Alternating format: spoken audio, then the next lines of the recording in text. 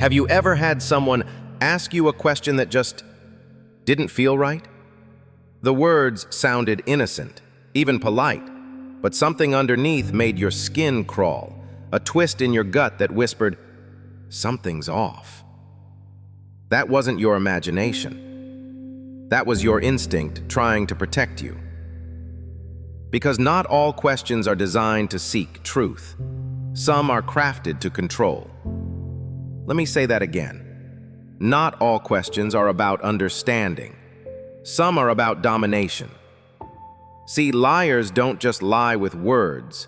They lie with tone, with implication, with questions that are laced with guilt, shame, and pressure. They ask things like, "Why are you so sensitive? Don't you trust me?" Or worse, "Can't we just move on from this?" On the surface, they sound like ordinary questions, but underneath, they're psychological traps, meant to make you doubt yourself, to lower your guard, to surrender your judgment. The Stoics knew this centuries ago. Marcus Aurelius once wrote, "If someone can prove me wrong and show me my mistake, I will gladly change, for it is the truth I seek." That's the difference. The honest seek truth. The manipulative seek submission. This video isn't about paranoia, it's about clarity. It's about learning to recognize when someone is asking you a question, not to understand you, but to confuse you. So if you've ever walked away from a conversation feeling smaller, guiltier, or unsure of what just happened, this episode is for you. Because you're not crazy, you're not overreacting, you're simply waking up. And once you learn how to see the traps, you'll never fall for them the same way again. Let's dive in. Have you ever heard someone say, "Why are you being so sensitive?" At first, it sounds like a harmless comment, maybe even concerned. But if you pause and really listen, you'll realize it's not a question, it's a weapon. This isn't someone trying to understand you, it's someone trying to shame you for noticing what they did. Let me be blunt. This line is a classic form of gaslighting. It's not about your feelings, it's about invalidating them. Here's what they're really saying. "I crossed a line, and now I want you to feel bad for noticing it." Think about that. Instead of owning their behavior, they make your reaction the problem. They flip the spotlight from their actions to your emotions. And in doing so, they make you question your reality. But the Stoics knew better. Seneca once said, "We suffer more in imagination than in reality." This kind of manipulation hijacks your imagination. It makes you doubt your instincts, your clarity, even your sanity. But listen closely. Sensitivity is not weakness. Sensitivity is awareness. And awareness is the last thing a manipulator wants you to. So the next time someone asks, "Why are you being so sensitive?" Pause, look them in the eye, and say, "I'm not being sensitive, I'm being observant." Does that make you uncomfortable? Watch what happens, because when you stop apologizing for your awareness, the mask they're wearing will start to slip. Let them deal with their discomfort. Your job is to stay rooted in truth, not shrink to make others comfortable. You trust me, right? It sounds innocent, maybe even flattering, but take a closer look and you'll see the trap. Because trust, when it's real, doesn't have to be asked for. It's earned through consistency, integrity, and time. But when someone asks you this question out of the blue, is usually not about building connection. It's about shutting down your questions. This isn't a request. It's a silent threat. What they're really saying is, "Don't think too much, just believe me, or else you're the problem." And that's exactly what liars want. Your obedience, not your awareness. Epictetus said, "It is impossible for a man to learn what he thinks he already knows." And liars hate learners. They hate the ones who stay curious, who ask questions, who challenge the script. Because every question you ask is another crack in their mask, another hole in their carefully crafted version of the truth. So when someone drops, "You trust me, right?" into a tense moment, don't rush to answer. Don't feel guilty for hesitating. Pause, breathe, and respond with quiet clarity. Trust is earned through action. Are you asking me to ignore my judgment? That question, it disarms them, because you didn't fall into their emotional trap. You rose above it. You didn't respond with fear. You responded with philosophy. And that's what Stoicism trains us to do, to choose awareness over impulse, clarity over guilt, steadiness over surrender. Because trust, true trust, isn't blind. It's clear-eyed, rooted, and unshaken. So no, you don't owe trust to anyone just because they ask for it. You offer it to those who show up, tell the truth, and stand by their word. Let them earn it. Are you accusing me of something? It sounds like a defensive question, but make no mistake, this is a calculated move, because suddenly you're no longer the one asking questions. Now you're on trial. The attention shifts. Your curiosity becomes an attack. And just like that, you're explaining yourself, defending your tone, trying to prove you didn't mean to offend. That's the trap. This question is designed to flip the script, to stop you from digging deeper, to put you on your heels, while they step into the role of the misunderstood victim. And if you're not careful, you'll start to believe it. You'll start to think you're the one who crossed the line, just for noticing something that felt off. But here's the Stoic truth. Silence isn't always surrender. Sometimes silence is strength. Sometimes the most powerful move is to pause and observe. When someone hits you with, "Are you accusing me?" don't rush to answer. Hold their gaze. Let the question sit in the space between you, and then calmly reply, "Should I be?" That response changes everything. It sends a clear message. I'm not here to play your game. I'm here to see clearly. Marcus Aurelius once said, "The first rule is to keep an untroubled spirit.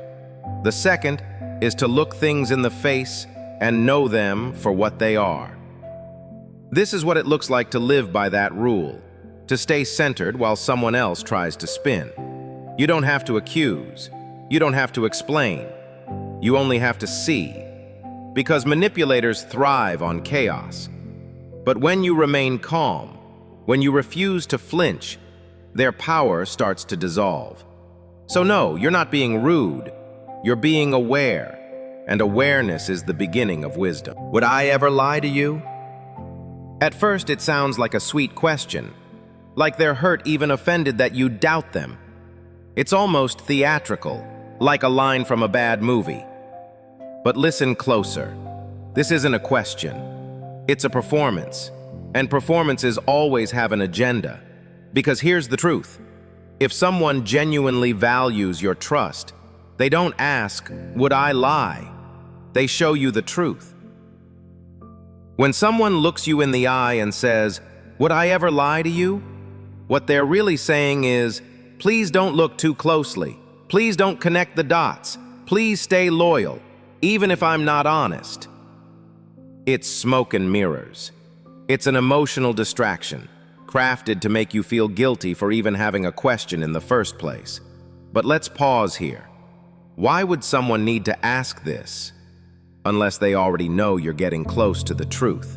The Stoics remind us, do not waste what remains of your life speculating about others. It hinders understanding of what is. In other words, stop guessing, start observing. So the next time someone says, "Would I ever lie to you?" don't answer. Instead, calmly respond with, "That's not the question. The real question is, would I even know if you did?"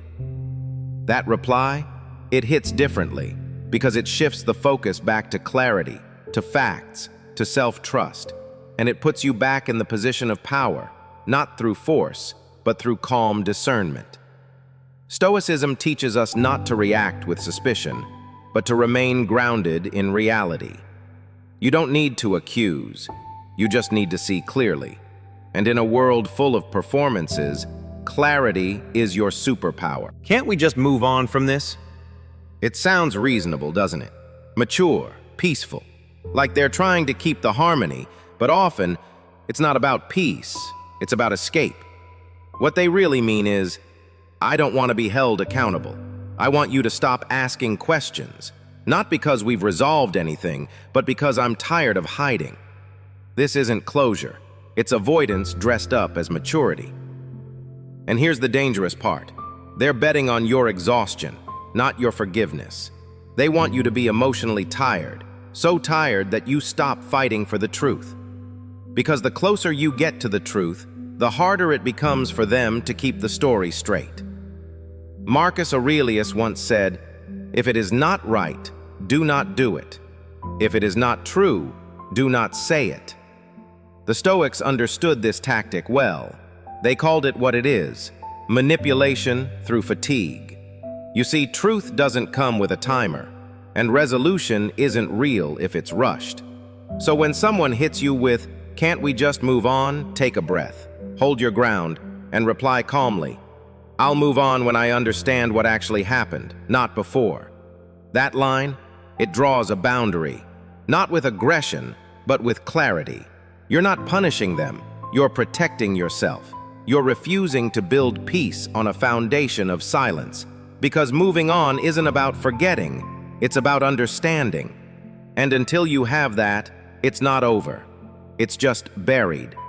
The Stoics teach us to stay anchored in what is real, to resist the urge to rush healing, to stand in truth, even when it's uncomfortable. So no, you're not being dramatic. You're being deliberate. And that's the difference between survival and sovereignty. Why can't you just forgive and forget? Sounds noble, doesn't it? It wraps itself in virtue, as if forgiveness equals silence, as if moving on without answers makes you a better person. But here's the quiet truth no one likes to say out loud. Sometimes that question isn't about healing. It's about escaping responsibility. Because real forgiveness doesn't erase the past. It acknowledges it fully. And forgetting? That's not a requirement of peace. That's a requirement of people who don't want to face the damage they caused. So when someone asks, "Why can't you forgive and forget?" they may not be asking for your grace. They may be asking for your silence. The Stoics would never confuse forgiveness with submission.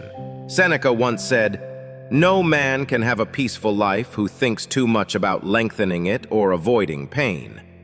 That includes the pain of truth. To forgive, you must understand. To understand, you must be allowed to ask, reflect, and see clearly. And sometimes the truth is uncomfortable, for them. Here's the thing. You can forgive someone without forgetting what they did. You can choose peace without pretending nothing happened. That's not bitterness. That's wisdom. So the next time someone tells you to forgive and forget, pause and say, "I'm willing to forgive, but forgetting is a choice, and sometimes remembering is how we protect ourselves." That answer, it doesn't come from anger. It comes from self-respect, because the Stoics weren't cold. They were clear. They understood that boundaries aren't walls, they're filters. They let in what is true and keep out what only seeks to distort. You are not unkind for remembering. You are not hard-hearted for needing answers. You are not less spiritual for setting limits. You're simply walking the Stoic path, choosing truth over performance, clarity over illusion, real peace over artificial closure. Do you think you're perfect? It's a clever line. Deceptively simple, yet deeply manipulative. It doesn't attack your argument directly. It attacks your right to have one. Because the moment you point out something that feels off, that line shows up like a trap door. Well, you're not perfect either, so who are you to question me? And just like that, the conversation shifts. It's no longer about what they did. It's about whether you're allowed to say anything at all. But here's the Stoic truth.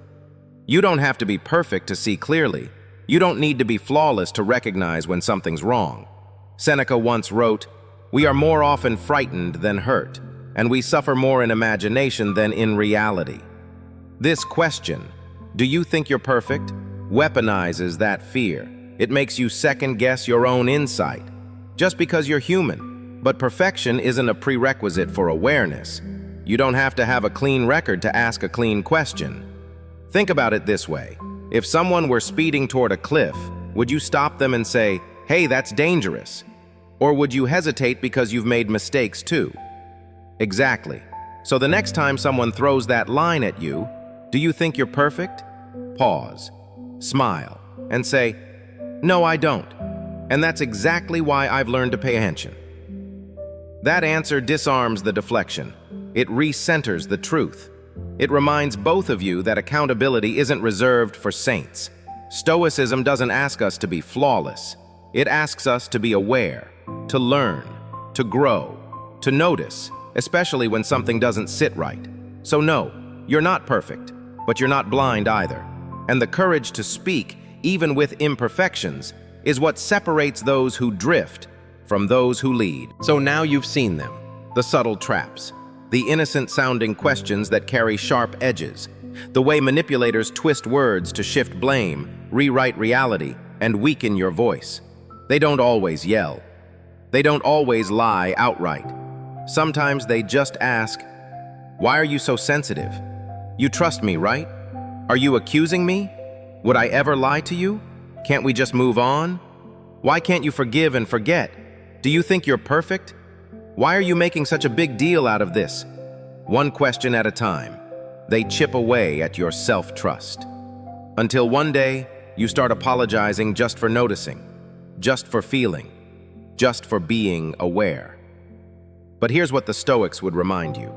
Awareness is not weakness. Clarity is not cruelty. And silence, when rooted in truth, is stronger than 1,000 shouted arguments. Marcus Aurelius didn't teach us to become emotionless. He taught us to remain anchored in the face of manipulation. Seneca didn't tell us to avoid conflict. He told us to choose our response with wisdom, not ego, because the goal of Stoicism isn't to become cold. It's to become unshakable. So when someone tries to twist your perception, pause. Run the inner fire drill. Is this question meant to understand or to control? Would I accept this if it were said to someone I love? Am I being asked to shrink or to see clearly? And if the answer stings, trust it. If your gut tightens, honor it. You're not broken. You're not too much. You're just awake. And people who are awake are the ones this world can't bend. So stay clear, stay grounded, stay stoic. Because when you can sit across from a liar, calm, unflinching, and unbothered, you've already won. If this message spoke to you, subscribe for more. We're building a space for clarity, strength, and truth, one breath at a time. Thank you for watching. Stay strong and stay awake.